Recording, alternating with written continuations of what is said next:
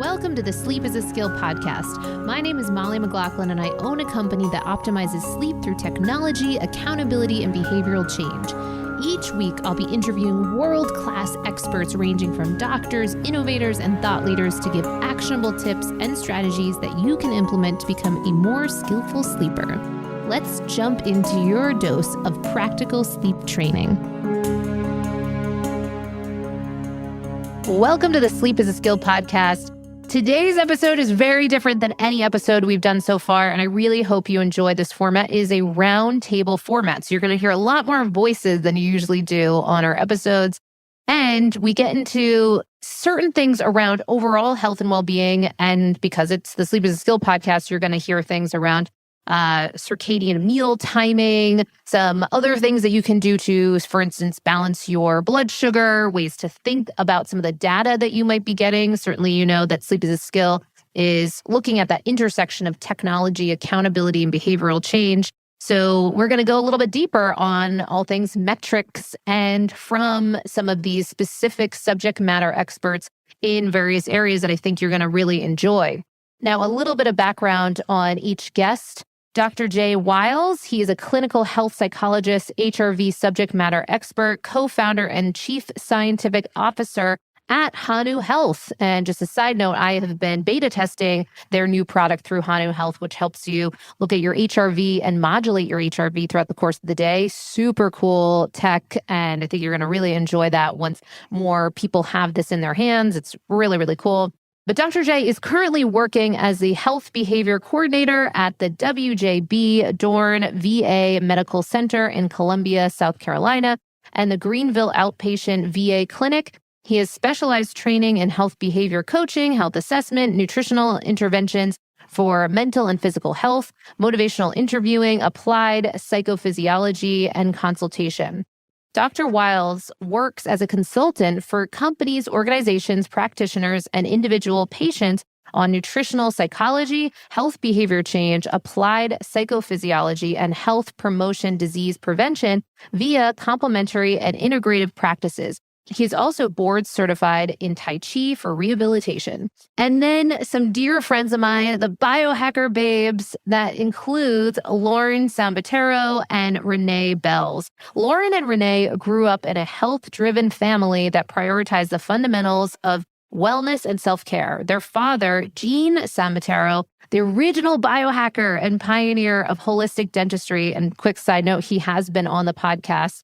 Definitely recommend checking out that podcast where we go deeper into sleep apnea and certain things available that you can use to help support your sleep apnea or to get it diagnosed. Taught them the importance of individualization, experimentation from a very young age. Renee, a certified nutritional consultant and holistic lifestyle coach with a master's degree in nutrition, and Lauren, a Broadway performer, corrective exercise specialist, and functional health coach, feel a strong passion and drive to not only share each of their journeys towards wellness, but their strategy and motivation to discover their own bodies through the world of biohacking. Their podcast, The Biohacker Babes, I had the opportunity to actually be on one of their episodes and highly suggest checking out their awesome podcast, aims to create insight into the body's natural healing abilities, strengthen your intuition, and empower you with techniques and modalities to optimize your health and wellness. And I am also participating in this roundtable, and I think you know a little bit about my background as the creator of Sleep is a Skill, the company that is on a mission to help transform the conversation around sleep on the planet. All right, without further ado, let's jump into the podcast. I think you're going to really enjoy some of the conversations that we get into, and we're going to do some more roundtables in the future. So if you have any questions that you would like to have answered from myself, from Dr. J, HRV expert and creator of Hanu Health, as well as the Biohacker Babes and their immense knowledge in the area of health and wellness, absolutely send those on over to us. You can go to sleepisaskill.com, and in the lower right-hand corner, we have a little sleep bot, we like to call it, and you can submit any of those questions there. So I get a lot of questions around sleep supplements, and I'm very hesitant to just throw out a whole laundry list of possibilities. One, I don't think it's the most responsible thing to do. I really do believe in testing to see what types of supplements make sense for you. And two, because I really truly believe that most of the things that you can do to improve your sleep are behavioral, psychological, environmental in nature. and often don't cost a dime. However, there is one supplement that I personally take every day and that I do feel quite comfortable with suggesting for most individuals to experiment with because of a couple of reasons. Its high safety profile and high rates of deficiencies in our modern society. Some put the numbers as somewhere around 80% of the population being deficient in this one area, and that is magnesium. So, magnesium has been called the calming mineral, and some report that magnesium can increase GABA, which encourages relaxation on a cellular level, which is critical for sleep. Magnesium also plays a key role in regulating our body's stress response system. Those with magnesium deficiency usually have higher anxiety and stress levels, which negatively impact sleep as well. Now, before you go out and buy a magnesium supplement, it's important to understand that most magnesium products out there are either synthetic or they only have 1 to 2 forms of magnesium, when in reality, your body needs all 7 forms of this essential sleep mineral. So that's why I recommend a product from my friends over at Biooptimizers. They have created something called the Magnesium Breakthrough. And taking this magnesium before bed helps you relax and wake up refreshed and energized. And while we don't recommend that you go too nuts on looking at all the sleep stage classifications on all your wearables, I will share anecdotally that many clients have reported improvements in their deep sleep trend numbers. Again, I don't want you going nuts on the sleep stage classification numbers on your wearables, but I do want to let you know about that because I know that many of you do reach out on questions of how to improve your deep sleep. So I also love that Biooptimizers offers free shipping on select orders, and they offer a 365-day money-back guarantee on all their products. Plus, they have a customer satisfaction rating of 99.3%. Very impressive. And you can get 10% off Magnesium Breakthrough. Again, this is the same magnesium that I use every single night. And finally, you can get 10% off Magnesium Breakthrough. Again, that's the magnesium supplement that I use every single night by going to magbreakthrough.com/sleep is a skill. And be sure to use the code sleep is a skill for 10% off. All right, this is a long time coming. I have been so excited for what all of our platforms are going to experience. Like, I feel like I'm talking to Hanu, but I'm not just talking to Hanu. I'm talking to 2 other podcasts right now and to 3 other podcasters, health and wellness influencers, biohacking extraordinaires. That's because this is a roundtable. And if you're watching on YouTube on the Hanu channel, welcome. If you're listening on all the podcast platforms, welcome.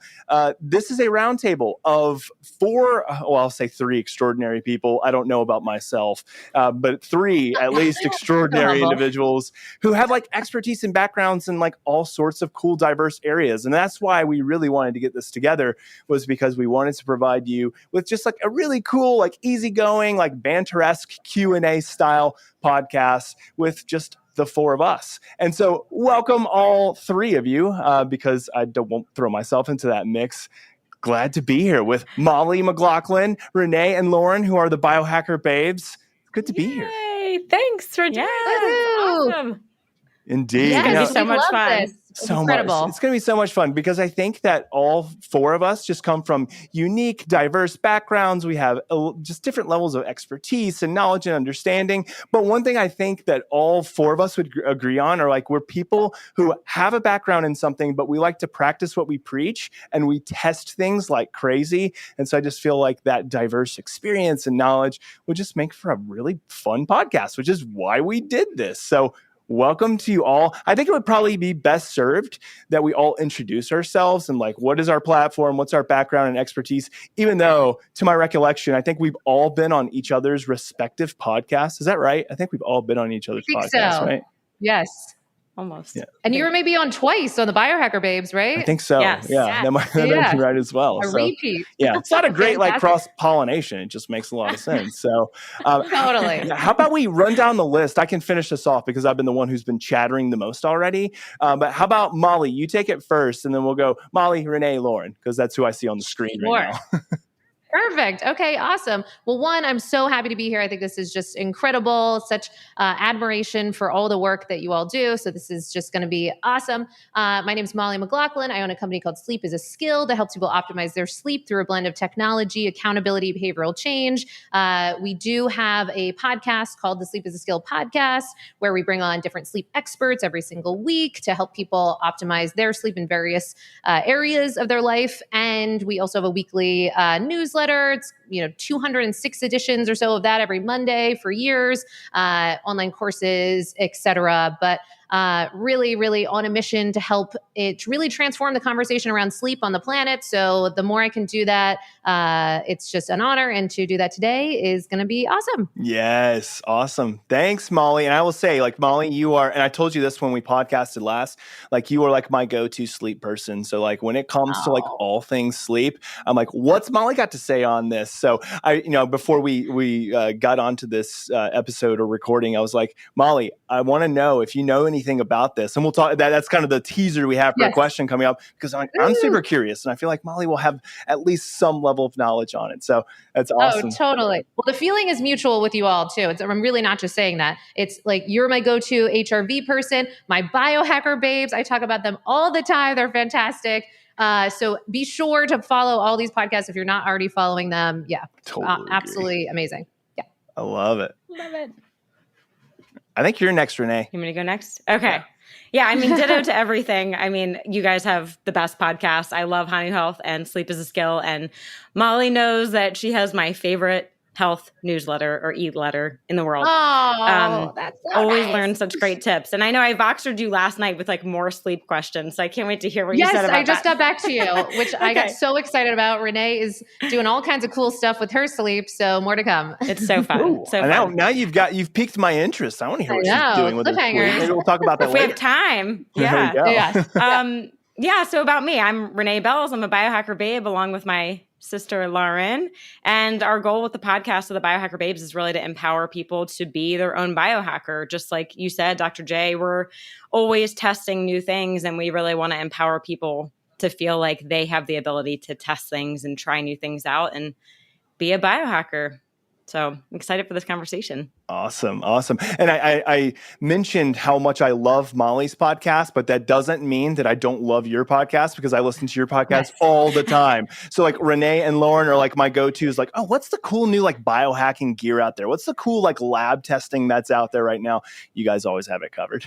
Oh, thanks. And Dr. J, I heard this morning, I was listening to one of your podcasts, and you did drop the Biohacker Babes in there. So I always appreciate that. Listen, I try to do it wherever I can. Like if I can drop any of the three of your names into something, like I truly try to do it. So it's like if anybody hears me on Ben's podcast, Ben Greenfield, like anytime I can throw that in there, I try to do it. I'm trying to drive awareness to you guys and make you famous. No, I'm kidding. I got to make myself famous first. You are famous. It's a group effort, I love it. All right, Lauren. Cool. Hi, I'm Lauren Sambatero, other half of the Biohacker Babes. Just a little bit more about the podcast. We release every Monday, and our motto is empowering you to be your own biohacker. So we really care about sharing the tools and the resources so you can answer your own questions.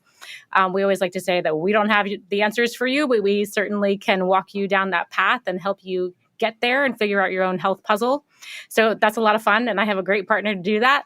And yeah, so I'm a health practitioner. I started out as a personal trainer. I studied with the Czech Institute. So that was my background, but now primarily doing functional health coaching, lab testing. And I started the nutrition program with Levels Health. So a lot of my clients are using CGMs these days, which is awesome. Very passionate about that biohacking tech and just revealing the metabolic health side, which I think a lot of us don't feel, but maybe are experiencing some imbalances with. So yeah, that's really cool. Yeah, I'm glad to have you here, Lauren. And that's really exciting about Levels program. I actually did not know that they were doing that.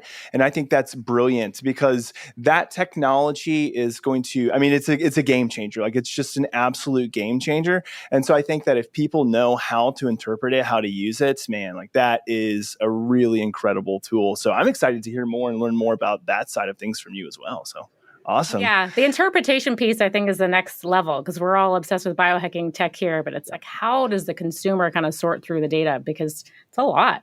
So I'm Yeah. hoping that Hanu next level has glucose monitoring in it too, because that would be So, yes. it's just dropping a interesting. little. Well, I'll throw a teaser out there and say that there have been so many talks between Hanu and Levels already. So Sure. I'll leave everybody with bated breath because when we're talking about like glucose, metabolic control, cortisol health, and then we talk about overall autonomic nervous system regulation. These are so intertwined that it would only make sense that there is some level of partnership and collaboration. So we'll see. All right. Ooh, cliffhanger. Yeah. Well, let me quickly introduce myself. Dr. Jay Wiles. I just go by Jay. I only throw the doctor in there for a small level of credibility. That's about it. I try to keep things informal, but I'm a clinical health psychologist by trade. That's my discipline, with more of a focus, or I would say even a specialization in health psychology, performance psychology, and then take it even a step further to the field of stress physiology, psychophysiology, and probably most well known for my work as a subject matter expertise in heart rate variability and biometrics.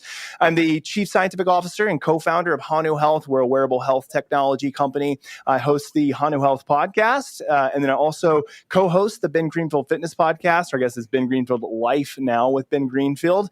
And I just have a lot of fun just like studying and learning and providing good quality education, at least I hope good quality education, to dispel some of the myths just around biometrics and stress and performance. And so I'm just really excited to be a part of this roundtable.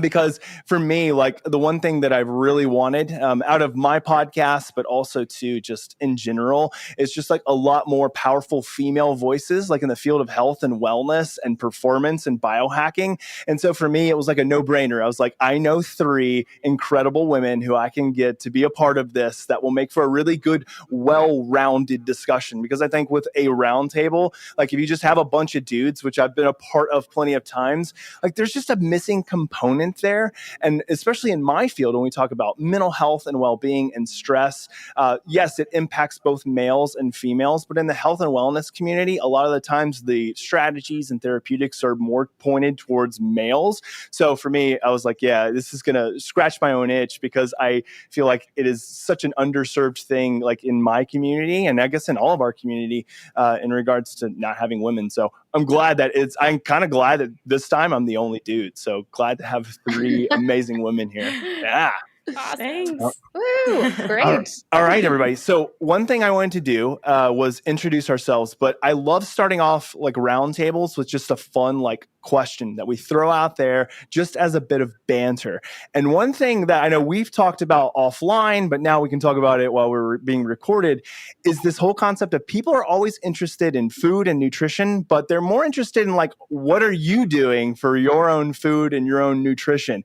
And I get this question asked all the time, and I really enjoy answering it because mine does tend to vary. The answer that is, today is probably a little bit more of a common day for me, but it does vary at times. And it's, what's your typical breakfast? Or better yet, more specifically, what did you eat today? Or maybe what did you not eat? So I'm curious to you all, and feel free to jump in whenever you want to. What did you have to eat today for breakfast? And we should clarify that it's 12 o'clock now, East Coast. Yes. So let's say breakfast. What did you eat for breakfast? Yeah. Or first meal of the day.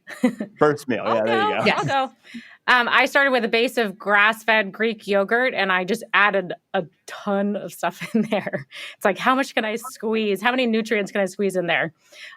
Basic things like chia seeds, some protein powder, this gut microbiome powder, and a lot of other micronutrients, superfoods. I just squeeze it all in there, make like a little parfait in the morning. Nice. Fancy. I love that. yummy. I love it. Is that your typical, Lauren? No, it's always different. So this question is hilarious to me. Clients ask me all the time what I eat, and I'm like, I don't know. It depends on the day. And Right. I know that's really Depends on what's on sale for me. frustrating, but I've worked really hard on my intuitive eating and finding like a nice rhythm of diversity and cycling different macros and types of food. And so I'm at a point where I can just kind of listen to my body and give it what it needs on any particular day. And so it's a little bit of a surprise, and there's not always a structure to that anymore. There was at some point, but no, I rotate that. I do eggs and greens and sausage in the morning. Sometimes it's a shake. Sometimes bone broth. I don't know. Depends on. Yeah. Yeah, well, so one thing that I always find interesting about meals, and I kind of have like two different, almost like competing perspectives on this.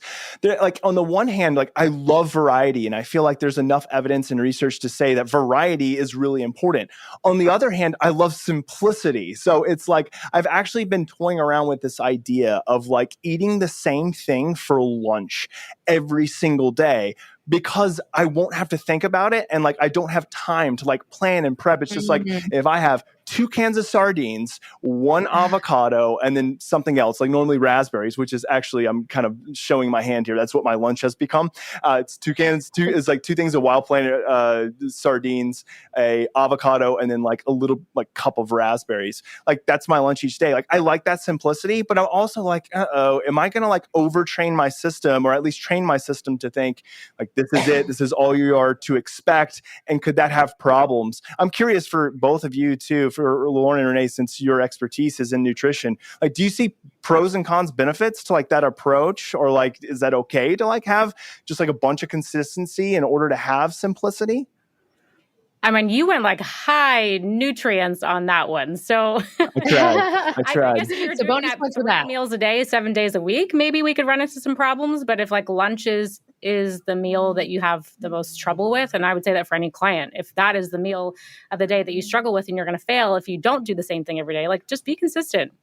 I like that. And well, that honestly has been my mindset around this. For me, I'm okay with varying what I eat for breakfast and dinner, especially because dinner is much more of a communal family type thing. My wife and I always cook together. Our kids are always actively engaged in that process. So I don't want an oversimplification there, just simply because I think the community and relationship piece might get a little bit lost. But the lunchtime, it's like, I'm here in my office. Like I need to just kind of get going. Like I just want to I know what I'm eating. Like I also do this with dress as well. And I know a lot of like Silicon Valley tech entrepreneurs have done that. It's like they just have the same things they wear every day. And I basically have like 20 of this type of Viore shirt, and then like 20 of like the Viore shorts that I'm wearing right now. And like, I don't think about it. I go. It's the same thing I wear to the gym. It's the same thing I wear all day to the work. I mean, I change because I do get a little sweaty sometimes. However, it's like the same exact thing. I'm changing from one thing to the same thing almost. So, okay, well, that's good to know that I'm not completely wrecking my system. Yeah.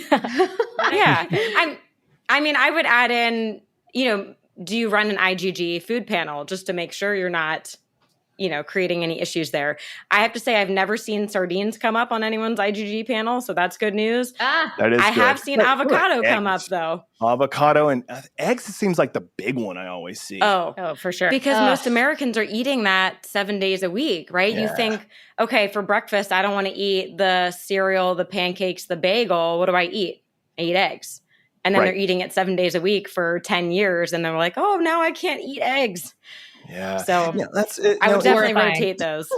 Yeah, no, it's interesting. I could eat eggs every single day, and there was a time in my life where that's literally what I broke every single fast with every morning was 4 or 5 whole eggs cooked in coconut oil or avocado oil, and I would go and get tested for it, and it was like boom, spiked up on it. I was like, need to titrate that down. So it's interesting, and I've heard some kind of conflicting things about that it's like maybe that even though you're having kind of more or less this immune response to the foods that you're continuously eating, that's not inherently a bad thing. But then you start to hear the reverse of saying, no, it actually kind of is. Like you're starting to cause some immunosuppression. Like, do you guys have any thoughts on that? I know I'm kind of derailing us, but this is all interesting information.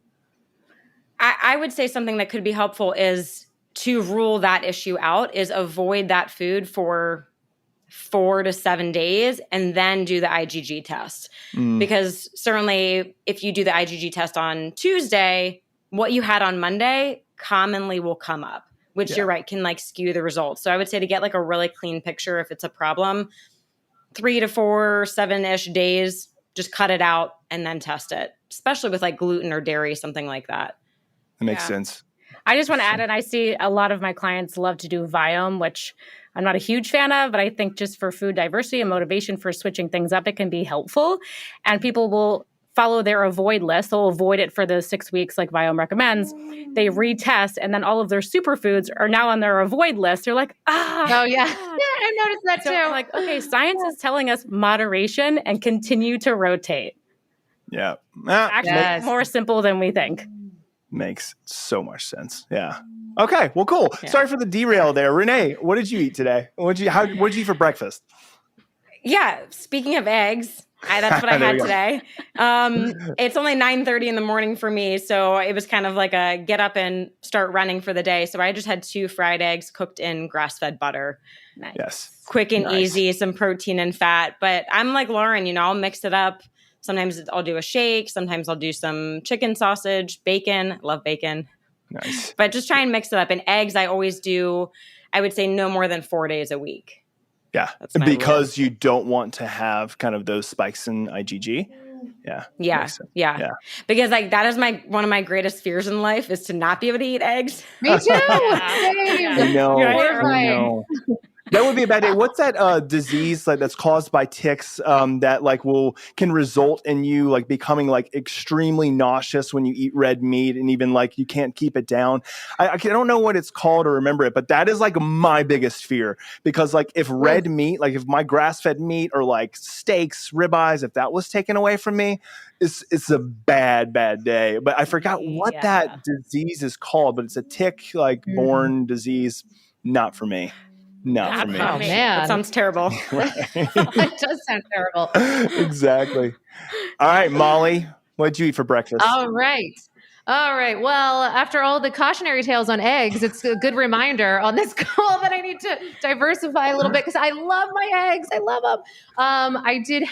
I've been upping the number of eggs I've been having too. I am all of, 5'2", and yet I did have 4 eggs today. Man, look at granted, you. Anyone listening, I know, look at me. I'm really trying to, bring up the protein. Bulk it up. I know. And for anyone listening, of course, I know there's a lot of kind of preconceived notions about different types of foods and eggs and too much of this, too little of that, what have you. But I will say certainly I am personally a big fan of that. In alignment, the other thing I had with it was base culture. If you know the base culture bread, which I really, that's probably one of my guilty pleasures right now. I'm trying to work it out. I'm trying to get rid of as many things in a bag or a box as possible, but I love base culture. So I had a slice of that, which is fantastic. And seemingly so far, Lauren, maybe you can share, but I have not seen any change at all in my CGM when having that. So that's been fantastic. I know. Have you guys all tried this? Base culture? I have not. I know about it, but I have not tried it. But it sounds like it's been a game changer for you, even though you called it a guilty pleasure. So I'm a little bit worried. Yeah. What's it made from? So it has, I want to say, I think arrow flour. Then it has apple cider vinegar, really clean ingredients and, keto friendly, very low carb. It's kind of my go-to fun thing. But in end, it's literally just flat lines on the CGM, which is fantastic. So it's found a way to get myself some sort of semblance of a slice of toast, So big fan of that. Check it out if anyone hasn't. But do they sell that in normal retail stores, like Whole Foods or Sprouts, or do you have to order it online? Whole Foods got it? Okay. You can order online. Whole Foods has it for it's $10 a loaf or something. So it's definitely a little bit of a markup from your average. Yeah, exactly. So it's not very affordable sale items like you were discussing. There's a big percentage of our grocery budget has been going to base culture lately. Right. Well, it's hey, if you're paying $6 a gallon, you might as well buy bread or a resemblance of bread for $10. Why not? Oh my God! I mean, seriously, check out the ingredients on this. So if you're going to have a slice of bread, that's my fun thing. Anyway, but what I would like to speak to more so, because certainly the biohacker babes are nutritionists extraordinaire, and so can speak to that with more clarity. For me, it's more about the timing of the meal timing piece and component that really is important to me in alignment, of course, with your choice. So one thing that I find really, really fascinating, and maybe this could go along with what you're speaking to with the consistency piece, it sounds like you're wanting to have less thinking going on throughout the course of the day, which I am right there with you. So the automaticity from a circadian perspective, there seems to be a lot of value to one, establishing consistent meal times throughout the course of your day and sticking to those, whatever they may be. That's great. And yet, even better, if you are able to make this happen, seems to be if you can front load more of your calories on the first half of the day. Of course, there's bio-individuality and a number of things that can come up for different individuals and social obligations and what have you. But if you can front load a number of those from a circadian perspective, and a lot of this is coming out of the research from Dr. Sachin Panda out of the Salk Institute, decades of research, and seems really compelling for this concept that even if you're beginning, so general rule of thumb, leaving yourself about an hour after you first wake up to kind of, sleep inertia, come to a more awakened state throughout the course of the day, and then begin your intake of food to then signal to the body that we're going to be doing a number of things. So we're going to be expending this energy. We're doing this for a reason. And even from an ancestral perspective, the thinking is that you would likely have only been able to really eat during sunrise or sunset historically anyway, because post sunset, we didn't have refrigerators. You couldn't go hunting in the middle of the night in the dark. And so what's likely is most of your food would have been consumed during daylight hours. So with that, the more consistent you can be with that, the better. And then the philosophy on volume seems to be one that you could play with something like eat for like a king for breakfast, a queen for lunch, and a peasant or pulper for dinner has been some of the call outs. Now, certainly, Lauren, I would love to hear some of your thoughts on that from a CGM perspective, or certainly Renee too, just thinking of the levels piece. But it's something that when people do start playing with this, one of the things that I often see, because every client I'm working with is wearing at least the Oura Ring, if not other, if we're going to say brands on here, or other sleep wearable trackers. Okay. So, and then one of the things that we often see is when they do make some version of this shift, now it doesn't have to be dogmatic, but playing with making your meal timing a bit earlier on in the day, shifting the volume a bit, then we seem to see a lowering of heart rate throughout the course of the night, somewhat of an improvement on HRV, depending, as long as we're kind of nailing the macros and a number of other things.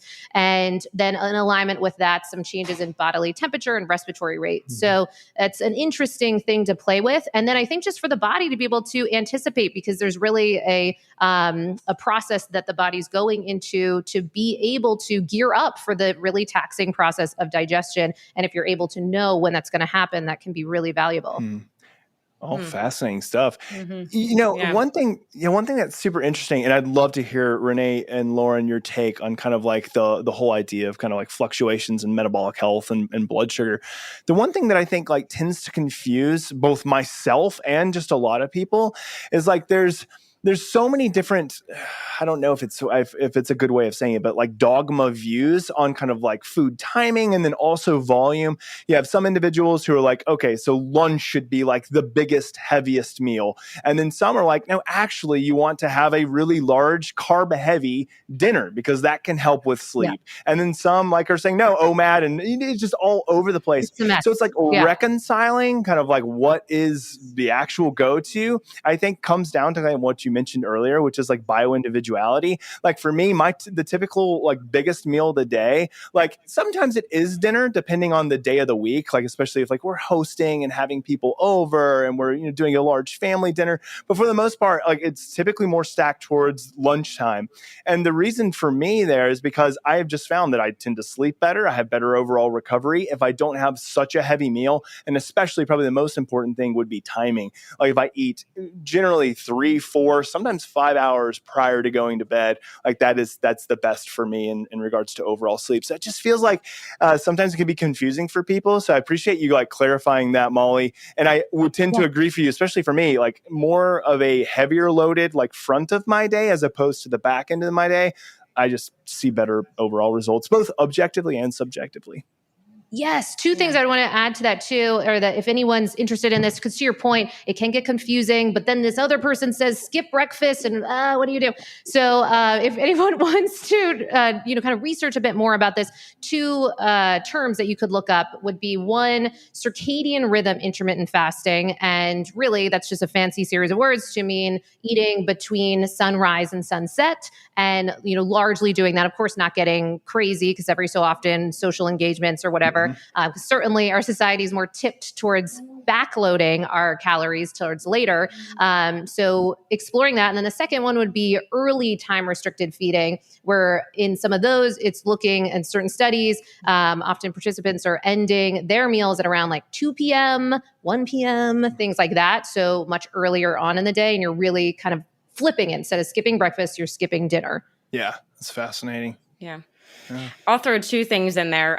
One is I remember Thomas DeLauer talking about some really interesting research on skipping breakfast. Molly remembers this. Yes, from Biohacking Congress. Yeah, this was the first time I had heard this a couple of years ago, how he said you are better, the research was showing you're better off either skipping breakfast completely or sitting down and having like at least a 400 to 500 calorie breakfast. Mm-hmm. The people that woke up and had like 100 to 200 calories, right? Like the bite of almond butter or something, that was their breakfast. Their basal metabolic rate was actually lower than the people that had a big breakfast or skipped breakfast altogether. Mm. So that was an interesting thing. I wanted to echo that because that was so good. I really loved his talk. And one of the other things that I liked that he spoke to was this concept of historically people talking about cheat meals and, cheat dinners and all these things. And he was making an argument for if you're going to have a cheat meal, kind of like you were saying, those higher caloric intake, you're really going nuts, to have that as a cheat breakfast. So he was talking about having these splurge breakfasts and going all out. I'm trying to remember some of the crazy things he was mentioning, but I'm in. Really going nuts and see what would happen from that perspective. Because then it's important to think about how glucose and insulin are on our circadian rhythm. So there are differences based on the timing that you have even the exact same food and how your body will respond to that. So there was an interesting argument with that too. I thought was cool. Well, it seems like too, from an energetics perspective, if you were going to have, let's say your cheat breakfast, well, now you have actually much more of an opportunity throughout the day to actually utilize that energy so that you can mobilize it, whether it's exercise or in whatever fashion. I mean, it could be if you're eating the wrong things, but you're eating high caloric, like, going out to Waffle House or whatever and eating a ginormous breakfast. Well, that's just going to really make you sluggish for the bulk majority of the day. But if it's a high calorically dense meal that, let's say, quote unquote, healthy, but it's early in the morning, and even if it is more or less cheating because you include, let's say, some more processed carbs or whatever it may be, from an energetics perspective, it seems like you're going to be able to mobilize that energy better than if you do it at the end of the day. And well, now I'm just getting into bed, which we know we burn a lot of calories while we're sleeping, but also too, we do it in a different fashion and it sits and metabolizes very differently. So I think from an energetics perspective, that seems to make a lot of sense. And when I share here in just a second, like how I break my fast, I'm wondering what Thomas DeLauer would have to say about it. If he thinks that it's an okay thing, or because of the context of how I typically break my fast, if that is okay. But before I jump into mine, I'm wondering, does anybody else have any other thoughts, or should I tell you? I have a lot of thoughts. I know. I want to know what Lauren has to say. Yes, please. Go. All the science. I'm so fascinated by it. Like, I want to read it all day long, and all the stuff you shared, Molly, like that stuff is stacked and so powerful. But when I'm looking at CGMs and actually what's happening over a 24-hour period, you sprinkle in life and everything just gets blown to pieces. Yeah. In an ideal world, like if we lived in a video game and we could just schedule our days and hours and meals perfectly, sure, I think eating like a king in the morning would be awesome. But most of my clients, they have kids, they're running to work, they're busy, they don't have time to cook something, let alone sit. And then when we get into the intermittent fasting conversation, sure, most people want to skip dinner because they see the benefits of that in the literature, but they're like, that's the only time I have with my family, and I can't sit down with my kids and have them see like mommy's not eating dinner, So I think the messages that can send. Social implications. Yeah. So many social implications. And then, just metabolic health in general, there's so many variables. Like it's not just about the glycemic response from food. And it's so funny to think we used to rely on the glycemic index for like how our health outcomes would be, but like they left out of that index like stress, environmental toxins, poor sleep, exercise, like all the things that actually affect your blood sugar even more than food.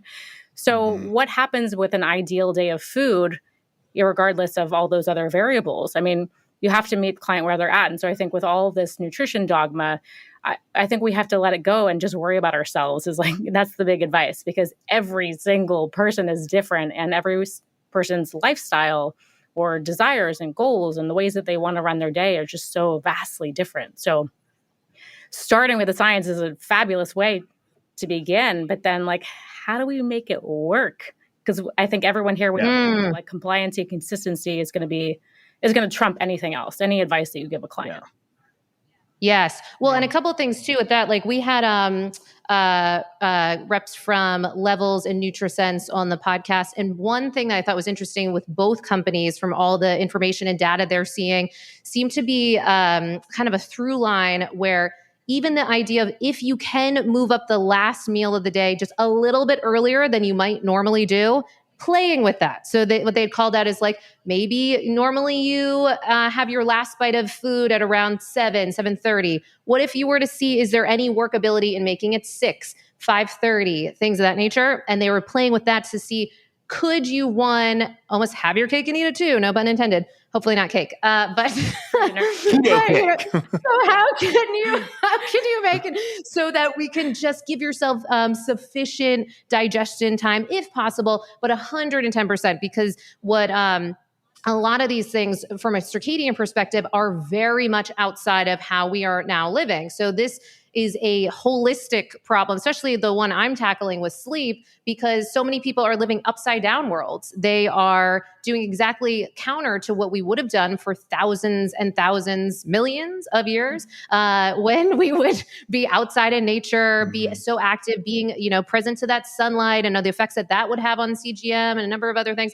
And then instead we're kind of in more dark lit environments. We're maybe not eating until much later, and we're backloading so much of that activity. We're turning on all the lights then. We're getting all of our activity, our cortisol pulse rising later. That means there's just a lot there. So there are a lot of maladaptive things at play. So even if there was just a little bit of that awareness that, okay, maybe I'm not going to suddenly become this early time restricted feeding loon, but maybe I could start moving just a little bit earlier and see, are there any effects that are worthwhile enough for how I feel the next day, et cetera, et cetera. Yeah. I mean, the experimentation is the biggest thing. Like, just try it. If you try it and then you say, okay, it doesn't work, then like we move on and we find something else. Yes. Yeah. Yes. Yeah. It is the absolute beauty of having all of these amazing like biometrics and self-quantification tools at our disposal. Like it's incredible. And I know Lauren and Renee, we both talked about it on the episode that we recorded. I just remembered this. It's just kind of all coming back to me. It's great that we have that at our disposal, but sometimes I think it gets overused, misused, or maybe just misunderstood. And so this is why we need like people like you, Lauren, who like are coaches and can really help things becoming not overly prescriptive, because I find that that's a really, really bad problem in the health, wellness, optimization, biohacking community, is that we hear someone else is doing something. And so therefore we take that as, oh man, that is the religion we must follow. It becomes overly prescriptive. And the next thing we know, like our hormones are wrecked. We feel sluggish. We have no libido. We're not sleeping well. And we're like, well, but Ben Greenfield did it. I'm throwing Ben under the bus because a lot of people love to follow Ben. But Ben Greenfield does it. So therefore I must do it. And it becomes this overly prescriptive thing. And next thing we know, not working out well for them. So I really appreciate that. And again, I love that we have this stuff at our disposal, but also too, this is the reason why we have experts and coaches that can come and help to tinker and tailor and really curate an experience for you that is best for you, and learn from the things that aren't working, because sometimes we're going to try it, even if it is prescribed by someone else who's an expert in it, and it's not going to work. But hey, no harm, no foul. Hopefully, let's go back to the drawing board, try again. Yeah. Yes. Yep. One last thing I want to say too about the timing piece, because I hope it doesn't throw people off and say, oh, well, that's too extreme. I'm not going to participate in that.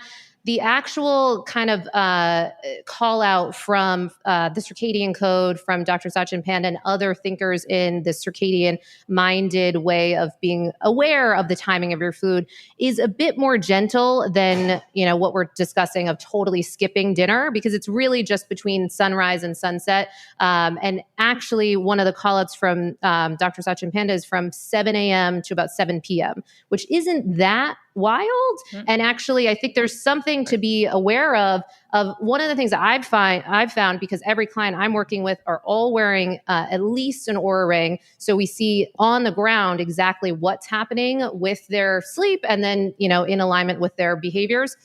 So with that, one of the things that we've seen is that many people are just unaware, and I'm sure you guys all see this too, of the extra bites that we might be taking throughout the course of the night past that perceived last meal. And so that's one of the things that becomes really interesting for many of the clients I work with, is then they see, oh, I guess I didn't even realize I had the extra, little bit of popcorn with the Netflix at 9:30 or whatever. The entire bowl of buttery salted popcorn at 10:30. I'm also calling myself out because I love popcorn. Yeah, I'm the so same that way. was that is my wife and I's go-to cheat snack. It is. I would eat it every day if I could, but I know I'd pay for it. Yes, no, that was one of the biggest changes I swear that I made in my own personal life, is not having that nightly routine. Yes. So I'm just saying that because it can be relatively small changes, but we might not realize that just that whole act and kind of turning on the digestive process just might send counter cues to our body, and particularly the results with our sleep that we might not want to get. And for so many people I work with that are just so distraught over what feels like their lack of agency to impact their sleep, when they start to realize, oh, okay, so just trade out a little bit of that kind of mindless snacking, and then suddenly I'm able to fall asleep with ease, have way less wake ups, et cetera, et cetera. For them, often that's a very meaningful and maybe it takes some time change, but it's not totally out of the bounds. So that's my last thing around. It doesn't necessarily have to look so extremist either. I agree with that. I love it. Yeah. I love how your discussion on what you eat in the morning for breakfast, Molly, sparked that entire discussion. That's awesome. That's what roundtables are for. Question number one. Hey, roundtable. This is question number one. And this is the question that we just derived as a roundtable crew, not even the ones that were submitted to us. I love it. Oh my gosh. That is awesome. All right, I'll try to truncate I'll just say what I'm going to say. Mine has what's a good way of saying this? The way that I normally break my fast is very different from you all.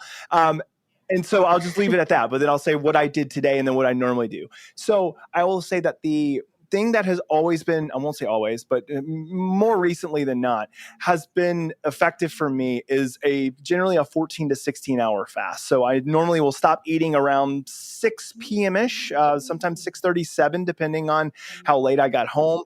And then I will normally eat around 12, 11:30, 12, sometimes 12:30, depending on the day. Sometimes there are days where I'll just blast through and I've forgotten to eat just because busy work life, whatever excuse you throw in there. But my normal, and so I will say that that's my normal day. But the fasting purist would not say that I break my fast at my lunchtime meal. They would say I break it earlier. And here's why. And this is why I was curious about the whole Thomas DeLauer thing. I'm like, I wonder what he thinks about this. Because I technically break my fast earlier with a very low caloric amount of intake.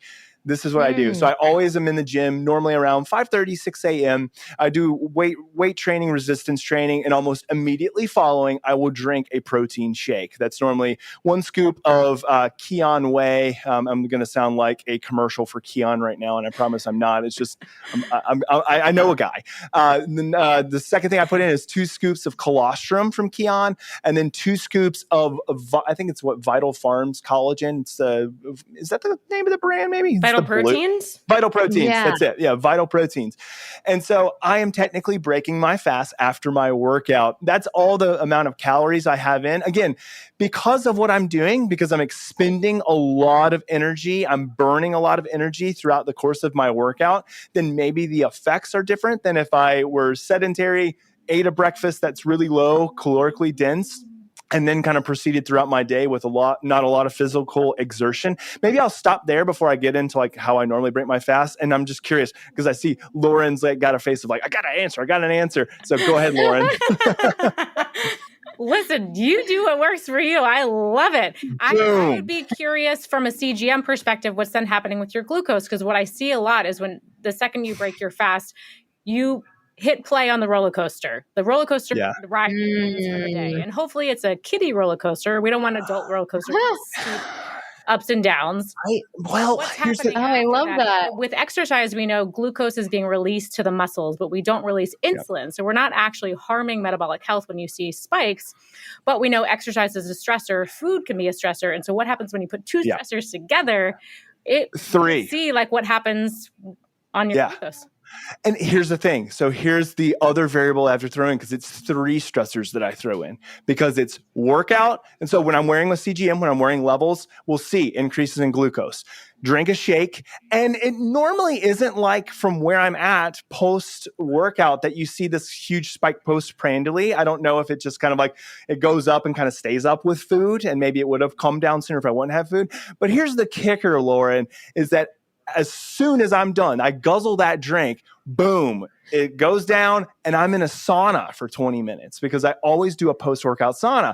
So, okay, now we have glucose staying up and goes up. And so my idea and theory and talking with many individuals who are kind of very much, like in line with this line of thinking, I will say, or experts in this area would say that, again, because I've expended so much energy, you expect this increase in glucose. But again, you don't have these large scale fluctuations in insulin. The same thing that you receive with the hormetic stressor, very different than the shake. I think that's kind of more conventional changes in insulin and in glucose. But then in the sauna, again, you're going to have that spike in glucose.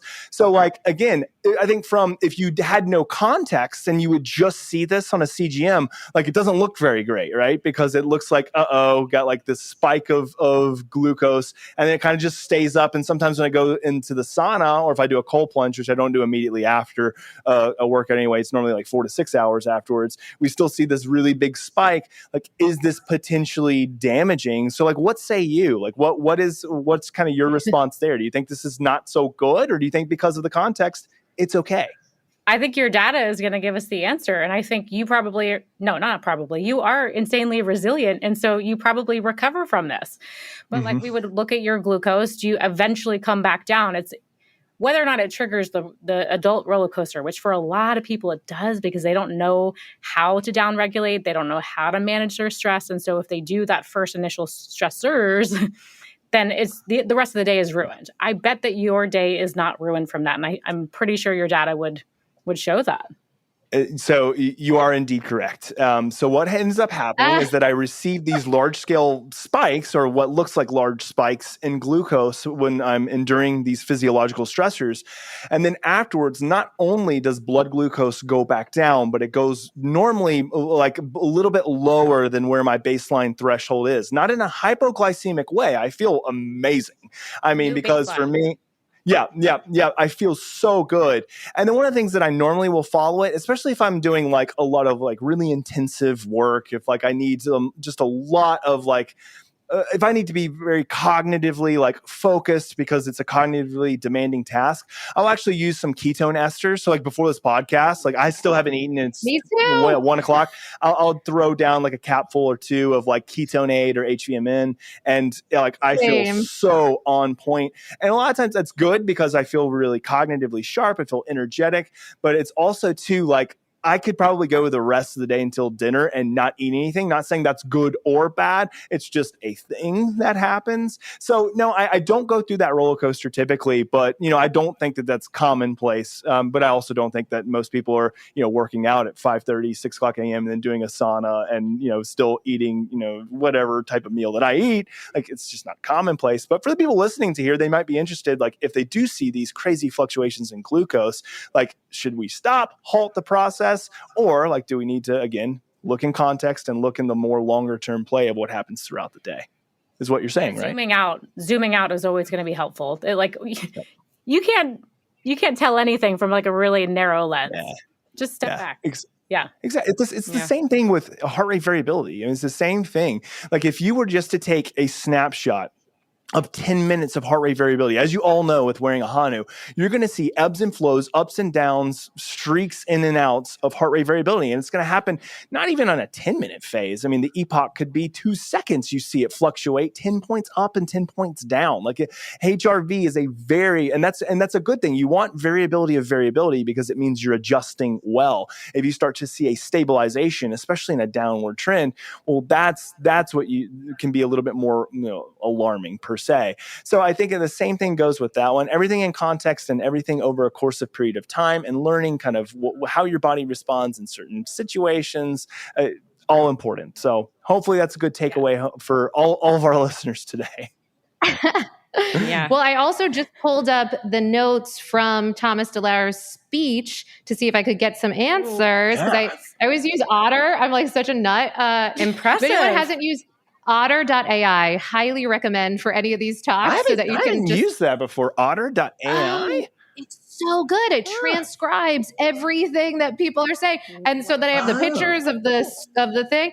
So one of the things, and again, this might not, I don't think quite go into this. He certainly didn't go into the sauna and all that piece, but he was talking, granted, this was like 2 years ago. He's always in the research. Maybe things have changed. But at the time, he was talking about experimenting with before he would. So now in this talk, he was now playing with skipping a bit more of the later dinners, doing the early breakfast, but he does it after his workout so that he can have the benefits of the fasted workout and BDNF. So he was kind of speaking to that. Don't know if that's still the case. Maybe things have shifted. It's the field of nutrition. Things change on a moment to moment basis. And totally. He's going to send out a tweet now. 1 minute, and hear one thing, and a tweet next minute's another. It's crazy in the field of nutrition. Yeah, exactly. Health and wellness in general, man. It's crazy. It's a good thing though, because we're learning, we're growing. But I can understand from the everyday consumer, it's like super frustrating, because it's like, in 2017, like it was all about keto. Everyone should be keto.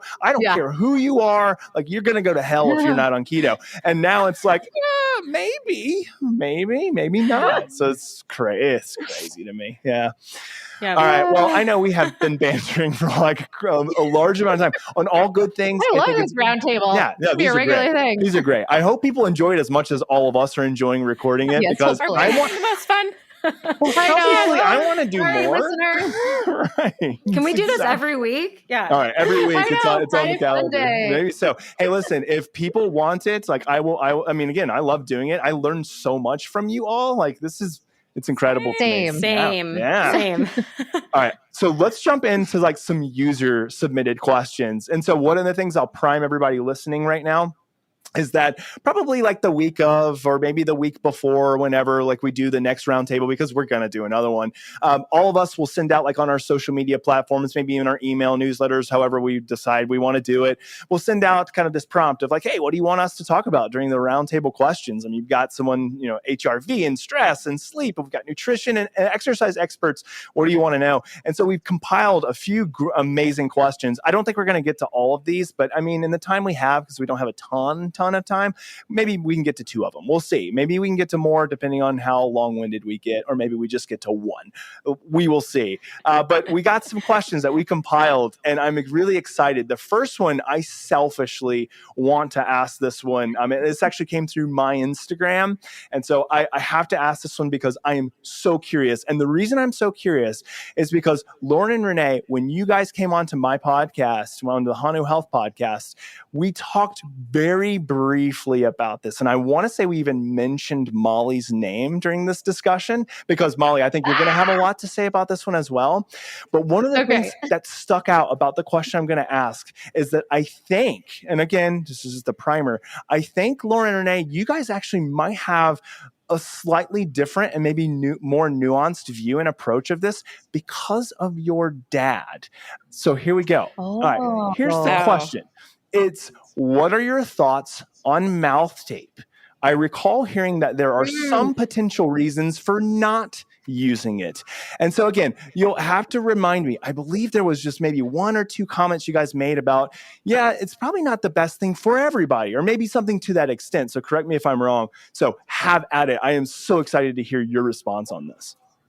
Oh yeah. Oh no. No, I want to hear Who the wants to dad go piece first? because I love their dad. He is amazing. I Yeah. can start the rant. Renee, it's your turn. Yeah. All right, I'll And start maybe, the rant. and maybe Renee, it would be Yeah. helpful to tell a little bit for our listeners who may not know a little bit about your dad's background and kind of where you Great. got this. He is this amazing. information. Yeah, he is really good. He's been on our podcast too. Such a fan. I need to have him on Hanu. I don't know why we haven't made this great. connection.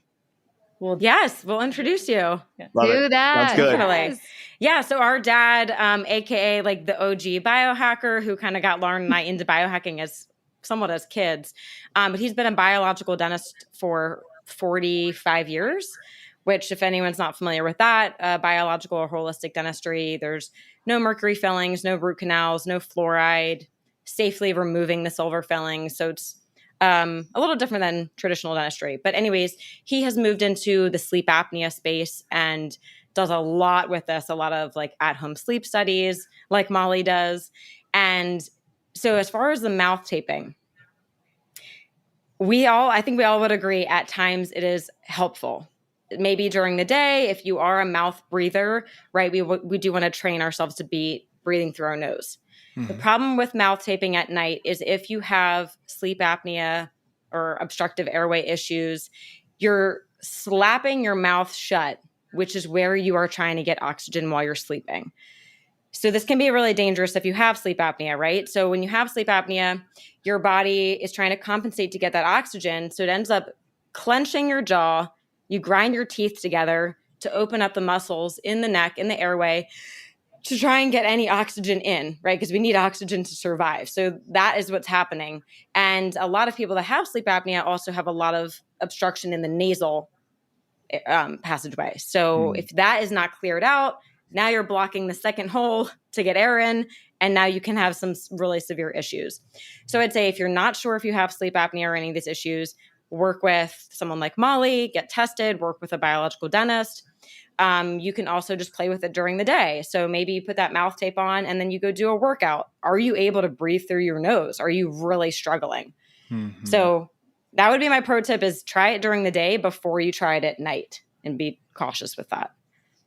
Yes, I so appreciate that, because I think there's been sort of a blanket portrayal of the excitement or the intrigue. And I do also realize that some people maybe even listening are still like, what is mouth tape? What are you even talking about? So there's That still, might have been a good first thing to talk about. But I don't know. I feel like, by design, like all of our listeners are like, mouth tape, of course. Anyone probably listening to this probably knows, but it's still surprising to me how many people I'll just, drop that to, and they're like, I have no idea what you're saying. And that sounds so out there. Good call. Explain. Good call. Thanks, Molly. Yeah. So yes, no, totally 100%. So a little definition of what that could look like. There's a lot of products now on the market, or even just using like 3M tape that you could put on your mouth while you're sleeping, with the thinking, and certainly with a big advent or a big uptick in popularity since James Nestor's book Breathe came out.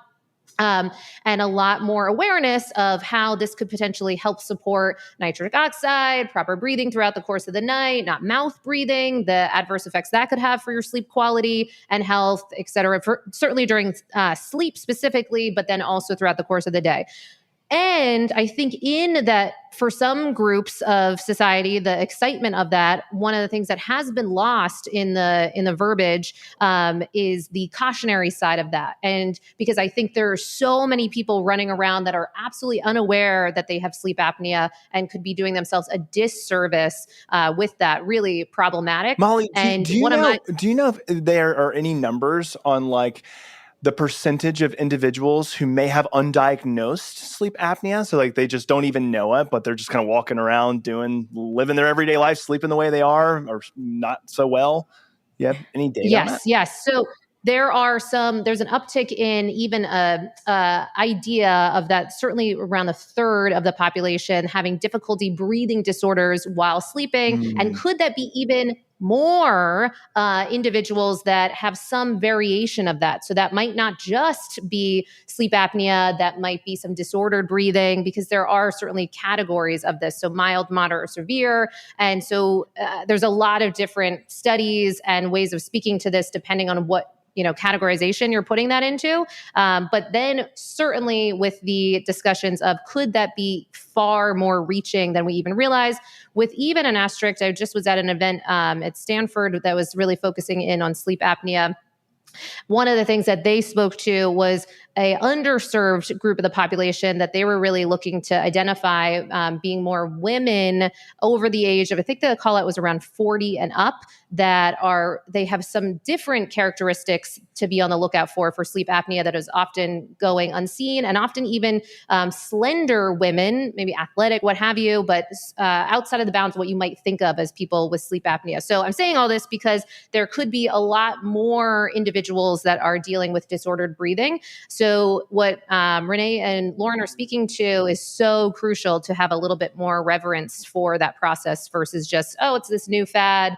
Let me, just do it because. Yeah. Well, it's become ubiquitous in the health optimization, peak performing biohacking community. Like if you want to sleep well, you take the advice of, said influencer that says you must wear mouth tape. And again, this is just kind of how things gets passed down as a prescription by the individuals.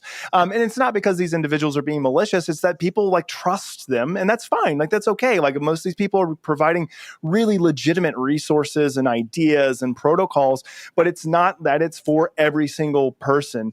And one thing to kind of point and highlight that you were talking about, Molly, Patrick McCune talks with me all the time about this, and I think this is super fascinating, that there's a very, very high correlation between individuals who have a low CO2 tolerance and undiagnosed sleep apnea. So you can find your low CO2 tolerance, or maybe just overall CO2 tolerance, by doing a CO2 tolerance test that looks for dysfunctional breathing, doing something like BOLT score, which is the body oxygen level test. We actually have that built into the Hanu app. That's my little shameless plug for the day.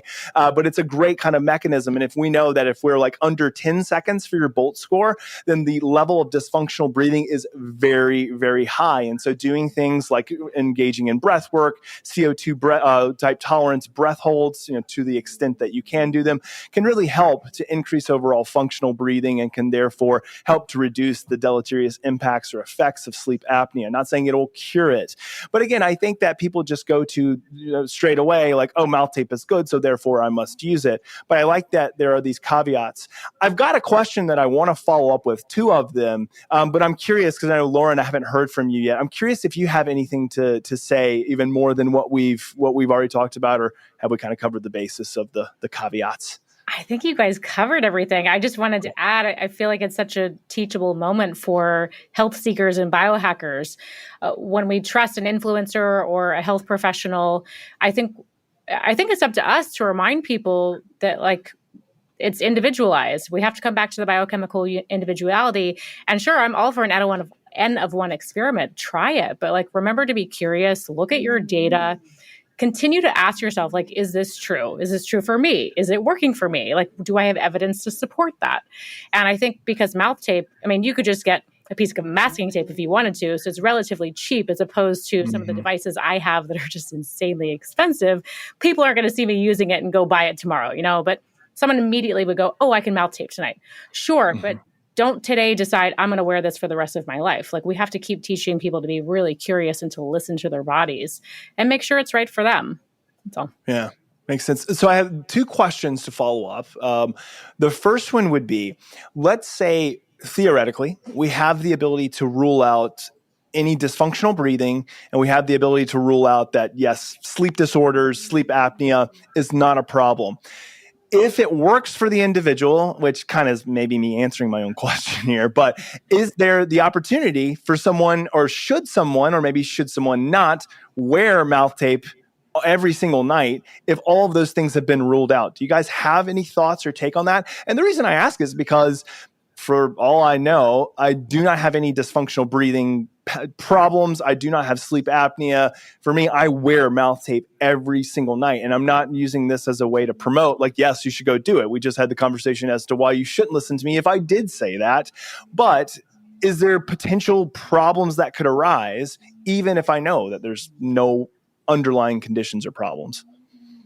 I would just say, come back to your data again and listen to your body. If you feel great and your data supports that, go for it. But if you're oh, I'm waking up kind of tired, but I'm going to keep doing it. I don't know. Sure, right. Yeah. Why not? Yeah. I would say, ditto to that. Check your data. Is your HRV, increasing? Is your time in deep sleep increasing? Or, your respiratory data decreasing? If there's no changes in data, and like Lauren said, you're not even like feeling anything, then maybe like, why are you doing it? I would also wonder, we are supposed to be breathing through our noses when we sleep. So should we be relying on this mouth tape, or do we feel like we could train ourselves? You wear the mouth tape for a year. Does that train your body to then sleep without the mouth tape? I don't know. It's That's a kind of a beautiful question philosophical question, Renee. If a tree falls in a forest, but you aren't there to hear it, did it make a sound? But no, I think that's a legitimate question. I'm not even sure if I've thought about it that way. And now I'm kind of like scratching the head a little bit. Like our ancestors weren't using mouth tape, but well, actually, I guess that gets into this stuff. But they also had much wider jaws, right? Sure. Their jaws were built to fit all 32 teeth. Their airways were much larger. Right. Well, and I think it comes back to the question of, go ahead, Molly. Oh, I was just going to echo, because I think that's a really good point that Renee's bringing up, that there are entire individuals that they have entire practices around helping to discover, do you need a tongue tie surgeries? Do you need to then work on certain muscles in your face? Again, one of the sleep events that I went to that had sleep surgeons present were speaking to, if you do have undiagnosed sleep apnea, how literally your face shape can change once they really identify that, change your breathing. So even from a beauty aesthetic perspective, that can shift. Also, this brings about the importance of addressing this for kids, because that can literally, affect the skull shape and the formation of that from the beginning. So that's something to really be aware of. And then I will say, because I don't, there's also, I mouth tape basically every single night. And I have tested that with a couple different devices. One, the sleep image ring. Renee, this will be on your Voxer when you take a look at that one. So you can, in case this is a repeat. So the sleep image ring is FDA cleared, and it actually is diagnostic for sleep apnea. So you can get this through your doctor, and it also looks at HRV. So Dr. J, you might be interested in that one if you haven't looked at that one. And so that one, you can get a bit more data around the quality of your sleep. So I have tested that with mouth tape and without. And then Whisper is an interesting product too that is a wearable. They have had some improvements upon there too, based on their first model and their newer model. But now wearing that one can give you a bit more data than some of the current wearables in different ways. So I would say they are just kind of filling some of the gaps that some of the other wearables are doing. So it can show you things about your sleep position throughout the course of the night, your breathing, your snoring levels, and then speak with some sleep professionals to go over your data. And then if it looks like you might have signs of sleep apnea with them, then they can get you an at-home sleep test to further actually diagnose that. But so you can test all that, especially with Whisper. You could do it like, if you wanted to, every single night. It's not the most comfortable because it's not like a true wearable, but you could hypothetically do that and then test a little bit more and see if it's working for you or not. Interesting. Can I throw something in there? You mentioned children. So yes, children, if anyone wants to see some wild pictures, Google Healthy Start for Kids.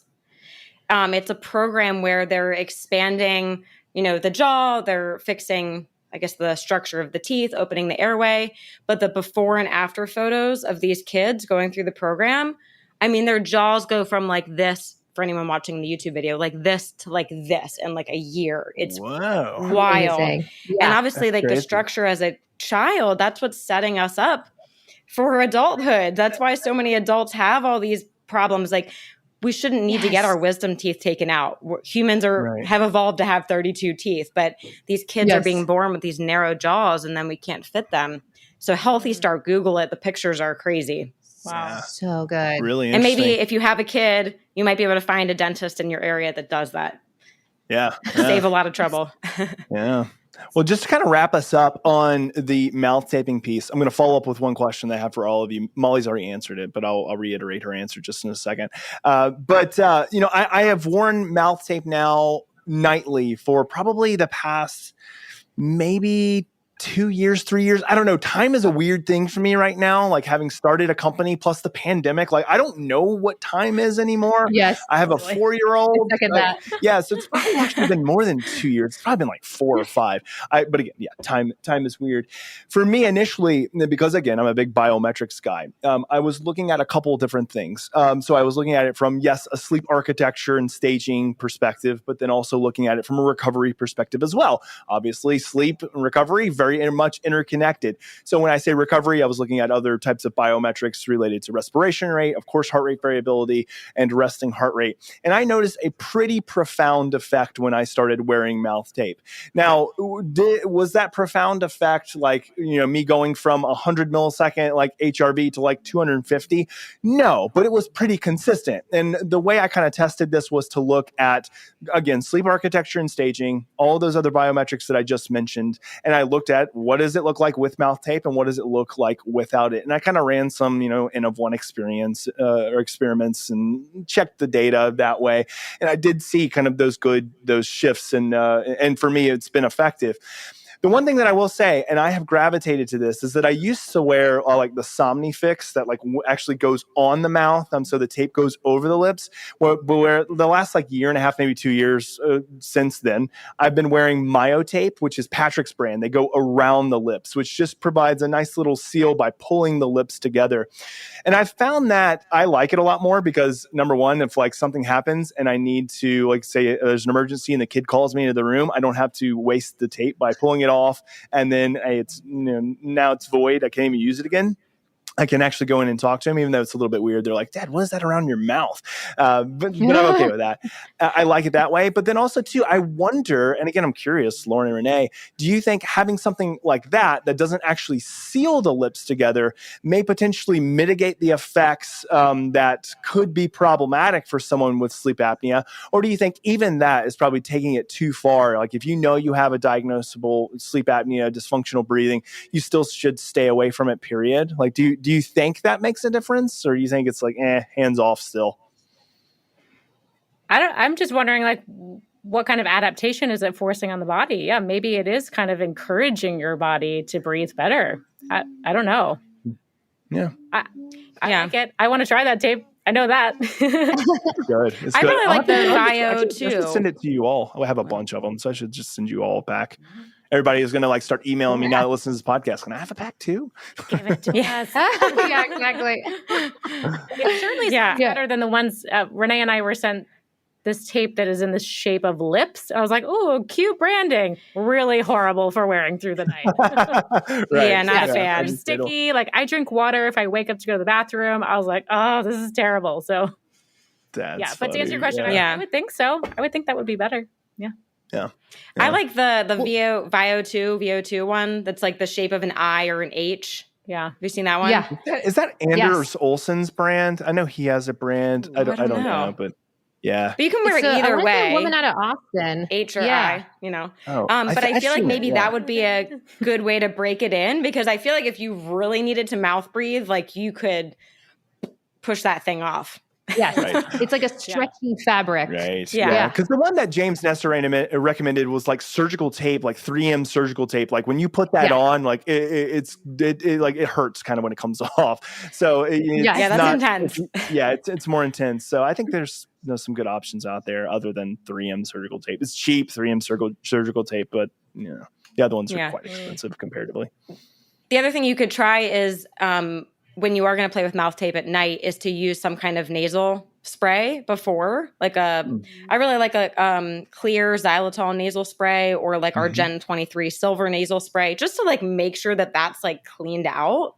Because sometimes that's a simple thing. It's not like full blown sleep apnea. It's just like, oh, there was a little bit of congestion and now it's gone, and now the mouth tape That's works. Interesting. Yeah, I actually use a nasal strip as well. I mean, I just kind of throw everything there. I do the nasal strip plus the Myotape, and then I've got my eye mask on. I know I'm going to start talking. Molly's going to be like, "Don't do that."